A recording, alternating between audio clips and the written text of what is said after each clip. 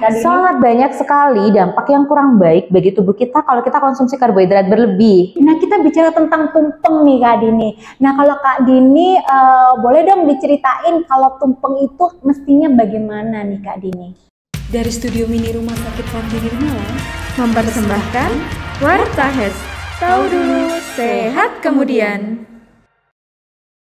Sobat Panti Nirmala, kali ini kita kedatangan tamu spesial nih dari instalasi gizi Rumah Sakit Panti Nirmala. Selamat datang nih ahli gizi kita. Nah, selamat datang Kak Dini. Silakan perkenalkan diri. Halo Sobat Panti Nirmala, perkenalkan saya Dini Agus Permanasari ya, ahli gizi di Rumah Sakit Panti Nirmala. Gimana nih kabarnya Kak Dwi hari ini nih? Sangat luar biasa Kak Dini tentunya. Saya sangat sehat nih Kak Dini. Nah, pada episode kali ini nih kita akan membahas tentang hari ulang tahun Republik Indonesia. Mungkin Kak Dini pasti tahu ya, kalau mau ulang tahun atau tanggal 17 Agustus itu malamnya pasti ada syukuran. Nah, biasanya kita sebut barian sih, orang Jawa bilang ya, betul ya. Nah, kalau barian tuh pasti banyak makan-makan begitu. Pasti juga ada tumpeng di situ. Nah, pada episode kali ini kita akan membahas tentang mencari karbohidrat yang tersembunyi di tumpeng kemerdekaan RI. Nah, Kak Dini, kalau kita tahu nih tumpeng ya, itu kan macam komposisinya banyak nih. Kalau jenis-jenis karbohidrat itu apa aja sih menurut Kak Dini? Jadi karbohidrat itu sebenarnya terbagi menjadi dua Kak Dwi ya. Yang pertama adalah karbohidrat sederhana dan kemudian yang kedua adalah karbohidrat kompleks. Kalau untuk karbohidrat sederhana sendiri, dia itu sangat mudah sekali dicerna oleh pencernaan ya. Kalau untuk karbohidrat kompleks sendiri itu prosesnya lebih lama karena dia kandungannya juga tinggi serat. Jadi kalau untuk di karbohidrat sederhana itu biasanya terdapat pada kayak gula, kemudian tidak hanya pada gula pasir, gula merah atau segala macam jenis gula, kemudian ada kecap juga termasuk. Tepung-tepungan itu juga termasuk sekali dalam karbohidrat sederhana. Apalagi kalau sekarang ini kan semua kalau makanan yang tidak diolah dengan tepung itu kan kayaknya kurang afdol ya. Iya betul, semuanya sekarang serba bertepung, tepung. Nah itu yang kita harus waspadai juga Kak Dwi, karena sebenarnya makanan yang bertepung itu tadi sangat tinggi karbohidrat, dan kalau seandainya konsumsi karbohidrat yang berlebih itu juga kurang baik untuk tubuh kita. Oh baik, nah dampaknya kalau kita mau konsumsi karbohidrat itu apa sih Kak Dini? Sangat banyak sekali dampak yang kurang baik bagi tubuh kita kalau kita konsumsi karbohidrat berlebih. Yang pertama adalah mudah mengantuk. Ya. Mudah banget kayak aku nih Kak Dini. Iya. Jadi kadang kalau biasanya kita setelah makan, kok malah kayak gampang ngantuk ya. Nah itu adalah salah satu gejala atau tanda kayak kita kelebihan dari karbohidrat. Betul juga bisa banget. jadi selain dari mudah ngantuk, mudah lapar lagi. Oh gitu, kenapa itu Kak Dini? Iya. Karbohidrat itu jangka waktunya untuk dari mencerna sampai itu berapa jam? 1 jam Kak Dwi. Jadi Oh, kalau baik. seandainya kita habis makan nasi aja, nasi saja tanpa apapun, itu 1 jam lagi kita sudah lapar lagi. Waduh, perlu waspada nih ya Sobat Panti Nirmala. 1 jam lagi kalau udah lapar berarti banyak konsumsi karbohidrat ya. Betul sekali. Terus kemudian juga bisa membuat gigi berlubang. Nah, jadi kalau seandainya mungkin dari sobat-sobat Panti Nirmala ada yang merasa kayak, kok gigi saya mudah banyak berlubang. Nah, itu bisa jadi karena kebanyakan dari konsumsi karbohidrat yang berlebih. Baik, mungkin konsumsi karbohidrat itu juga bisa dari kita seperti mengkonsumsi permen ya Kak Dini ya? Iya, betul sekali. Jadi permen itu juga termasuk karbohidrat sederhana karena dia juga terbuat dari bahan dasarnya gula ya. Kemudian dampak yang selanjutnya adalah bisa juga meningkatkan resiko untuk terjadinya diabetes. Nah, zaman sekarang ini kan semuanya kayaknya udah banyak ya penyakit diabetes itu yang menyebar kemana-mana, bahkan anak kecil pun juga sekarang udah banyak sekali yang terkena diabetes. Jadi memang sebisa mungkin ya kita juga harus membatasi untuk konsumsi karbohidrat, jadi tidak berlebihan juga tidak kekurangan, itu Kak Dwi. Oh bener banget Sobat Panti Nirmala. Memang kita kalau mengkonsumsi sebuah makanan itu komposisinya harus seimbang, betul nggak sih? Nah kita bicara tentang tumpeng nih Kak Dini. Nah kalau Kak Dini boleh dong diceritain kalau tumpeng itu mestinya bagaimana nih Kak Dini?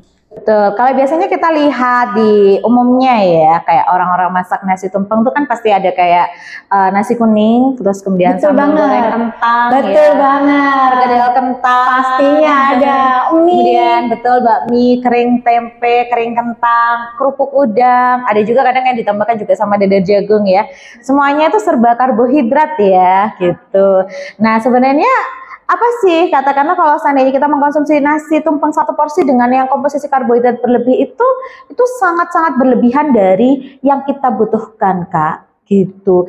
Jadi kita harus sudah mulai berhati-hati untuk nasi tumpengnya sekarang ini, kita sebisa mungkin untuk dirubah yuk gitu. Kayak kita rubah nasi tumpengnya jauh yang menjadi nasi tumpeng lebih sehat gitu Kak Dwi. Oke, nasi tumpeng yang lebih sehat itu sepertinya kayak gimana ya Kak ya? Soalnya kalau nasi tumpeng itu pasti ada santan juga. Kalau goreng pasti juga pakai minyak Kak. Betul sekali. Jadi memang kita harus hati-hati kalau seandainya kayak nasi kuning ya, itu kan di dalam nasi itu kan sudah ada karbohidratnya. Kemudian di proses pengolahannya juga butuh santan. Nah, sedangkan santan itu juga ada kandungan dari karbohidrat juga. Gitu. Kemudian untuk lauk ya kayak ayam goreng gitu. Apalagi kalau seandainya ayam goreng tepung. Nah, itu tepungnya itu karbohidrat lagi. Jadi jangan pakai tepung ya. Betul. Ayam goreng aja. Gitu ya. Sebisa mungkin kita mengurangi untuk bahan-bahan yang menggunakan tepung-tepungan ya Kak Dwi ya. Oh baik, gitu. Oke. Kemudian kayak seperti kering tempe ya. Sebenarnya tempe sendiri itu juga ada kandungan dari karbohidrat. Jadi kalau biasanya orang kadang dalam satu kali makan itu tempenya bisa habis 3 atau 4 biji, itu juga karbohidratnya sangat banyak sekali Kak Dwi. Jadi memang harusnya untuk makan kering tempe tidak boleh berlebihan gitu. Kemudian untuk olahannya seperti bakmi. Nah, di dalam bakmi itu kan mie itu karbohidrat lagi ya Kak Dwi. Betul, ya. betul banget. Kemudian di dalam bakmi biasanya ada olahan kayak bakso, sosis, itu juga termasuk karbohidrat juga. Betul banget, betul banget. Dan yang paling baik juga ini adalah kerupuk ya.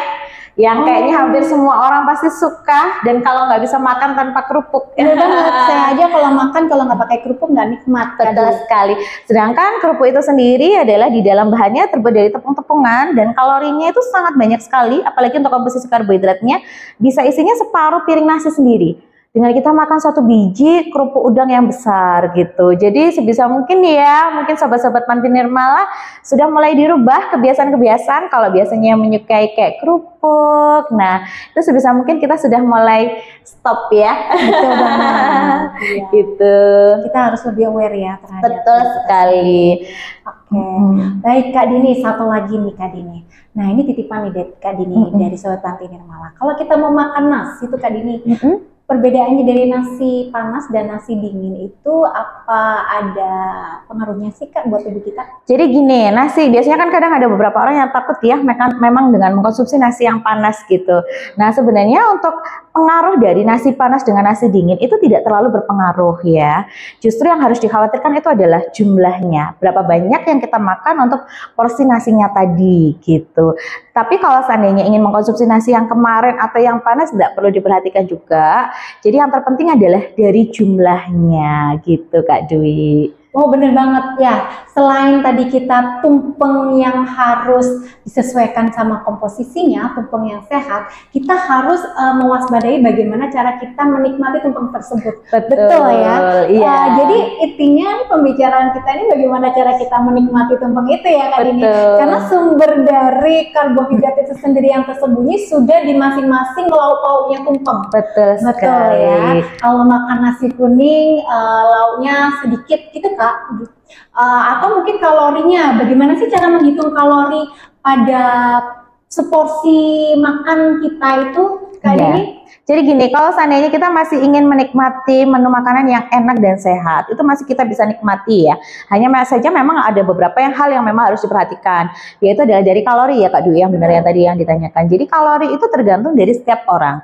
Setiap orang itu memiliki kebutuhan kalori sendiri-sendiri. Tapi yang di sini saya jelaskan adalah kebutuhan kalori pada umumnya ya Kak Dwi ya. Itu adalah di nasi. Nah untuk nasi kuning tadi ya, untuk dari porsi nasi, dalam satu porsi nasi itu untuk 1 kali makan ya kurang lebihnya adalah 150 gram ya. Nanti bisa dicoba ditimbang ya untuk sahabat-sahabat Panti Nirmala, tapi itu adalah untuk orang pada umumnya.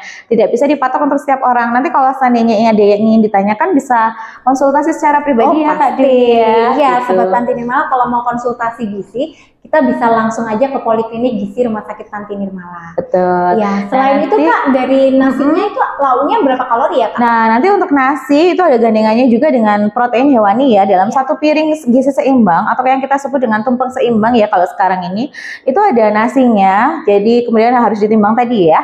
Kemudian untuk lauk hewaninya tadi untuk penggunaan tepung-tepungan juga dibatasi. Untuk proteinnya dalam 1 kali makan kurang lebih 40 gram ya untuk mentah. Kemudian untuk tempe itu kurang lebih 25 gram. Kemudian untuk sayur-sayuran, nah ini yang harusnya yang paling harus banyak gitu. Nah nanti kalau seandainya saya aplikasikan di dalam nasi tumpeng, itu ada nasi kuningnya. Kemudian kita pilih kering tempe, kita lebih memilih kering tempe daripada memilih kayak perkedel kentang, sambal goreng kentang, ataupun kayak dada jagung atau bakmi. Nah sebisa mungkin olahan-olahan karbohidrat tadi pada saat pemilihan nasi tumpeng dikurangi dulu ya Kak Dwi ya. Kemudian untuk sayurnya, nah biasanya kan kalau orang-orang masak nasi tumpeng jarang ada sayurnya ya Kak Dwi ya. Betul banget. Nah ini yang harus kita isi sekarang. Jadi meskipun nasi tumpeng tetap harus butuh sayur. Nah nanti di sayurnya bisa diberikan kayak capcay atau bisa juga seperti oseng buncis wortel atau sayur-sayuran jenis lain seperti itu. Kemudian untuk dalam proses satu kali tadi menunya tadi sebisa mungkin tadi ya kita harus stop kerupuknya. Betul. Itu sudah berbeda ya. Kerupuknya harus dihindari ya. Sebisa mungkin untuk di stop karena yang tadi itu sebenarnya sudah memenuhi kebutuhan gizi seimbang kita. Gitu. Kalau pada umumnya kalori itu berapa kalori Kak? Kalau seandainya untuk dalam satu kali makan, untuk makan siang ya kurang lebih 500 sampai 600 kalori. Nah, untuk yang tadi saya sebutkan itu kalau seandainya untuk yang nasi tumpeng yang sehat sudah sangat baik ya 500 sampai 600 kalori. Tetapi kalau seandainya untuk yang nasi tumpeng yang tadi ya yang banyak karbohidrat itu bisa dalam satu kali makan bisa 900 sampai 1000 kalori. Wah, sangat banyak sekali dengan komposisi karbohidrat yang jauh lebih banyak daripada kebutuhan yang kita butuhkan ya, intinya seperti itu. Nah, Sobat Panti Nirmala pasti sudah tahu kan, kita kalau mau makan nih, makan yang sehat atau nanti kita makan tumpeng yang sehat, kita juga harus tahu nih kalorinya seperti apa. Betul sekali. Nah, baik. Jadi tetap masih bisa menikmati makanan yang enak tapi sehat. Enaknya jangan dilupakan ya. Betul banget. Karena sebenarnya kita juga menyukai makanan yang enak, tapi harus diperhatikan tadi komposisinya.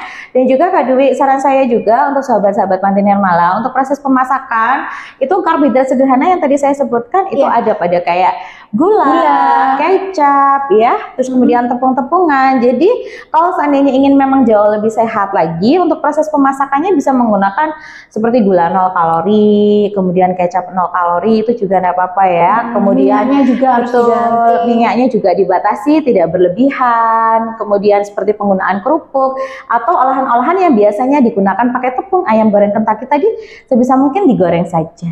Gitu. Baik, terima kasih banyak Kak. Sama-sama Kak. Aduh kayak gini nih kita jadi pengen konsultasi gizi deh, biar bisa yang namanya mengatur gizi kita ya Kak Dini.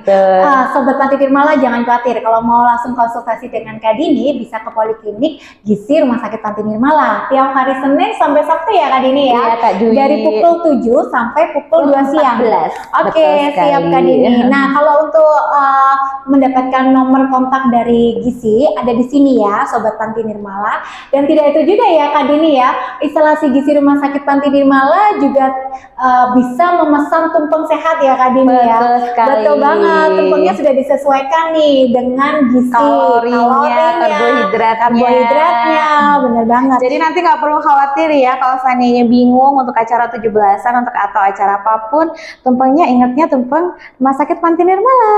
Betul banget, tidak hanya tumpeng saja ya Kak Dunia, kita juga menyediakan tentang snack, kemudian kebutuhan makanan, sayur, lauk pauk seperti itu sesuai request ya Kak Dunia. Sekali, dan juga tidak hanya untuk pasien-pasien yang berdiet ya, sebenarnya kita juga selama ini sudah melayani pemesanan untuk makanan yang berdiet, tapi katakanlah kalau untuk sehari-hari ingin makanan yang lebih sehat juga bisa juga Kak Dwi ya. Oh bener banget. Snack box untuk yang lebih sehat juga bisa. Ada hampers juga ya Kak Dini ya? Iya betul sekali. Biasanya kita juga nanti membuka open PO untuk hampers juga ya. Betul. Hampers untuk ulang tahun. Betul hampers sekali. Untuk perayaan. Iya. Hari besar ya. Iya. Kak Dini ya. Oh bener banget. Nanti bisa dilihat di media sosial Rumah Sakit Panti Nirmala. Betul sekali. Menarik sekali Kak Dini obrolan kita pada kali ini. Nah ternyata dari tumpeng itu yang enak banyak sekali yang bisa kita bahas. Makan tumpeng memang enak, tetapi kalau memperhatikan porsi makan kita juga agar tidak berlebihan. Betul ya Kak Dini? Betul, seperti tadi yang sudah dijelaskan. Nah karena kalau segala sesuatu yang berlebihan itu juga nggak enak ya Kak Dini ya. Baik Sobat Panti Nirmala, akhirnya kita sudah di penghujung ujung acara nih Kak Dini. Kalau misalnya Sobat Panti Nirmala masih ingin bertanya, silakan tulis di kolom komentar kita di YouTube maupun media sosial kita. Jangan lupa dukung terus media sosial kita, like, subscribe, komen, dan follow sosial media kita. Dan untuk mengetahui informasi terupdate dari Rumah Sakit Panti Nirmala. Sekian dari kita, saya Dwi Utami Nirmalasari dan saya Dini Agus Permanasari. Kita undur diri, salam sehat dan sampai bertemu lagi di Warta Hes episode selanjutnya. Warta Hes, tahu dulu, sehat kemudian.